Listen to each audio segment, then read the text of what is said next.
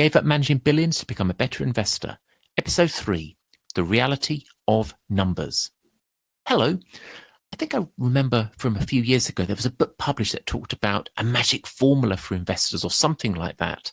Sounds wonderful, but I'm not so sure how practical in reality that is. All I do remember is what Mr. X told me. Oh, and by the way, if you don't know who Mr. X is, then please go and listen to episodes 1 and 2 of this podcast series first, before we take a further listen to this one. But Mr. X said to me that analysis on any company could be boiled down to 5 bullet points and 2 charts, whilst valuation work, well, that could be written up on the back of an envelope. And it's on the latter I really want to think about first, because this is a sort of an interesting concept. I think certainly investors from 20, 30 years ago, certainly when I was joining the industry, there was always the risk that investors did insufficient amounts of valuation work. They were very good at publishing about an exciting idea, why a company was good, what the opportunity was over the next few years and stuff like that. What they were less good at was sort of anything which said that this stock was cheap or expensive or matters like that. And when you think about it as an investor, you've got to do both. You've got to think about what a company is and why it's interesting conceptually, what they're doing, but also whether the valuation is attractive or not on a reasonable forward-looking basis. And I think that's what a lot of investors weren't doing. They liked the sort of the exciting bit of reading about a company, learning about it, thinking about the strategy and things like that, but less about the sort of the hard grind of some valuation work. Funnily enough, I think actually the world has flipped around the other way in more recent times. Now I feel that because of the rise of CFA exams, of lots of very good books with some very detailed analytical and valuation techniques in there, and perhaps to some extent sort of passive investment and related matters, I actually think nowadays you've got people who do very thorough and detailed valuation work, but I do wonder whether it leads them to sort of knowing more and more about less and less, and actually wonder whether reality is you need to be sort of somewhere a little bit in the middle. You should be doing some good valuation work, but not too much. And kind of Mr. X's sort of concept of back of the envelope probably needs to be updated a little bit, but it's a good concept because you actually need to be focusing on a few key points rather than lots and lots of different sets of numbers, which actually you think are helping you, but possibly are sort of giving you problems in sort of sorting out the wood and the trees from each other. There are kind of 2 or 3 key areas that I look at. And often when people start with investments and start looking at investments, they look at things like PE ratios, price earnings ratios, and think, wow, this is a great way of thinking about a company. In my opinion, it's a terrible way to be thinking about a company. Not just that for certain sectors, particularly the financials and related, it's not really a way that you can look at a company. But I think PE ratios have one major disadvantage, and that is they don't think very well about debt. And I know that debt wasn't a big issue for much of the 2010s, but for any investor who's thinking about the 2020s, it's going to be relevant. And certainly anybody of my age who can remember the 1980s, 1990s, first part of this century and related, debt always matters. It always was a big influence on whether a share or even a bond was cheap or expensive. So I think that's important. Don't think about P ratios, price earnings ratios. Take it a little bit further. Factor the debt element in and start thinking about EVs, EV ratios. So thinking about the fact that with the enterprise value concept, you're factoring in that sort of concept of debt, because believe me, it is important. Instead of a PE, a price earnings ratio, have an EV EBIT. Now, I say that because EBIT, earnings before interest and tax, it's not a sort of a perfect way to look at a company, but it is better than the even worse concept of EV EBITDA, EBITDA, earnings before interest, tax, depreciation and amortization, and goodness knows what else, was again a very trendy way, a new trendy way of looking at investments when I joined the industry in the 1990s.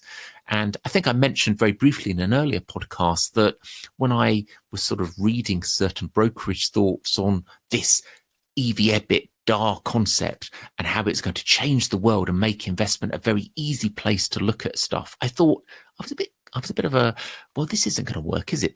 If everyone's already thinking that, then surely it's not going to work. And then when I looked more closely at it, I realized that actually there were problems with looking at investments this way. But nevertheless, EV/EBIT is my favorite way of sort of looking at an early stage valuation perspective on investments. And again, I think if you move away from PEs and upgrade it to an EV/EBIT, you'd be helping out yourself out on average. I think the other failure that most investors easily make on investments is on valuation matters is about the concept of free cash flow, because people forget about this. Again, during the 2010s, it didn't really matter about debt. And again, it didn't really matter so much about cash flow because interest rates were very low, bond yields were very low. Conceptually, that meant that it didn't really matter whether you were generating lots of cash or not, because you could always borrow money in many other different ways. Banks would lend it to you for almost next to nothing. But again, the world is changing. And this is, again, one of the advantages of being a bit older and remembering concepts such as markets in the 80s and 90s and the first part of this century. It matters. Free cash flow always matters. Not only does it help pay things like dividend yields, which we'll talk about in another podcast as a useful matter for people to always be thinking about, but free cash flow helps you reduce the concept of whether the finance sector is going to cause you problems because your bank's not going to lend you money, and therefore you have to raise money at a terrible, and the impact of that and related issues. So when you pull it all together, if you're looking at two important things to look at as a valuation, from a valuation perspective, think about EV/EBIT and free cash flow. If you look at those two concepts, then I think that would take you a long way. The trouble is that's not enough, because again, another failure that people look at is that unfortunately they'll look at historic numbers or maybe current numbers. Oh, a company just published its full year numbers, therefore that is the appropriate EV/EBIT and free cash flow number to quote. And of course, whilst it's important and insightful, it maybe isn't, because the world is changing. And as the world changes, maybe it gets better, maybe it gets worse. Maybe for this particular company or sector, things are good and bad for various different reasons. The market always looks forward. And so therefore, if those EV/EBIT and free cash flow critical numbers are getting worse, less attractive, or in some cases maybe more attractive, it's going to have an impact on you in terms of whether your share is cheap or expensive. The market is a great immediate mechanism for working out what they think fair value is. And so conceptually, anything that's already been out or something's just been published now has already been largely factored into the markets. What really matters is what's happening in the future.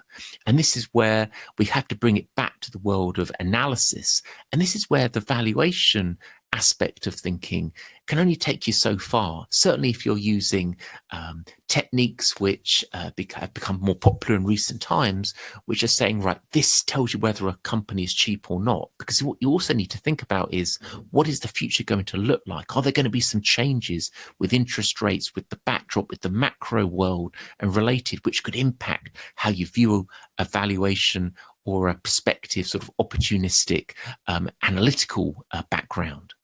I guess what I'm trying to say is, and the more I think about it, valuation is important, and I'm glad that people are doing more work on it at the moment, thinking about it as a critical part of their investment techniques. But actually, it only takes you so far on its own. Really, to be a good investor or a successful or more successful investor, I think you've got to think about both valuation and analytical insights. And actually, the valuation side is sort of, if you like, it's not the place to start. It's really the place to sort of kind of finish in a way. And actually what really matters is it only gives you then an insight, an ongoing insight as to what you should be thinking about from an analytical perspective too. In short, unfortunately, valuation work is only just part of the game. It only gives you part of the answers. What you've really got to be thinking about is both analytical and valuation stuff, and thinking about the future, and keeping on doing that work all the time.